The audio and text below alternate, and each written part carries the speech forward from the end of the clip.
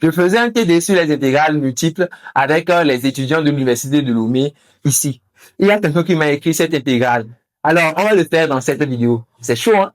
Donc, l'intégrale double donc de cette fonction que je vais appeler f dorénavant. On peut vérifier que cette fonction-là, c'est une fonction qui est continue. Donc, c'est une fonction qui est continue sur le pavé donné. Donc, lorsqu'on a une fonction continue sur un pavé, on peut appliquer le théorème de Fubini. Le théorème de Fubini s'applique sans aucun souci. Cela veut dire simplement que l'intégrale, quand je vais la calculer, je peux la calculer d'abord soit par rapport à y, avant d'intégrer le résultat par rapport à x, ou bien je pourrais mettre ici plutôt dx et ici dy. C'est tout. C'est ça le théorème de Fubini. Alors, d'abord, je vais la calculer ici par rapport à y, n'est-ce pas? Alors, je vais dire quoi? Je vais dire que l'intégrale de 0 à pi dy sur 1 plus 10 cosinus y, en fait, c'est une intégrale trigonométrique. C'est cosinus de y qui m'intéresse ici, parce que c'est y qui est la variable. On va la calculer en utilisant les règles de Bioch.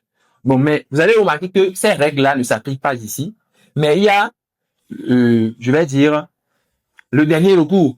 On va, en fait, dire que cosinus de y, c'est quoi? C'est, vous connaissez, 1 moins t carré divisé par 1 plus t carré, où t désigne quoi? La tangente de l'arc moitié, la tangente de y divisé par 2 ici. N'est-ce pas? Cela vous permet de calculer aussi dt ou bien dy. Vous allez trouver, après avoir calculé dt, vous allez trouver que dy est donné par 2 dt divisé par 1 plus t carré. Vous allez changer les bornes de l'intégrale. Lorsque y est égal à 0, que fait t? T, c'est tangente de 0. Donc, ça fait 0. Lorsque y est égal à pi, que fait t? T, c'est la tangente de pi de mu. Tangente de pi de mu n'existe pas. Nous allons donc interpréter cela comme une limite. On va dire que lorsque y tend vers pi, bien sûr, par à l'inférieur, en étant dans l'intervalle 0 pi, ça donne quoi? Tangente de pi de mi, bon, on va dire t tend vers quoi? L'infini positif.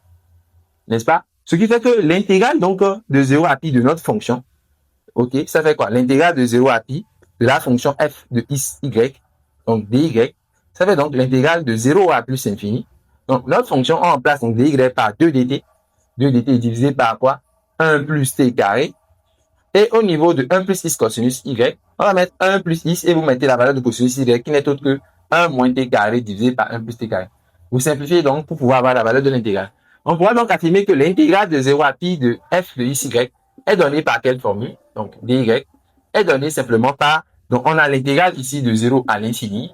Nous allons mettre au numérateur donc 2dt et au dénominateur multiplié en fait par 1 plus t carré. Nous avons alors 1 plus t carré fois 1, donc 1 plus t carré. Et ici on fait, regardez, 1 plus t carré, ça se simplifie et donc j'ai x fois quoi? X fois 1 moins t carré.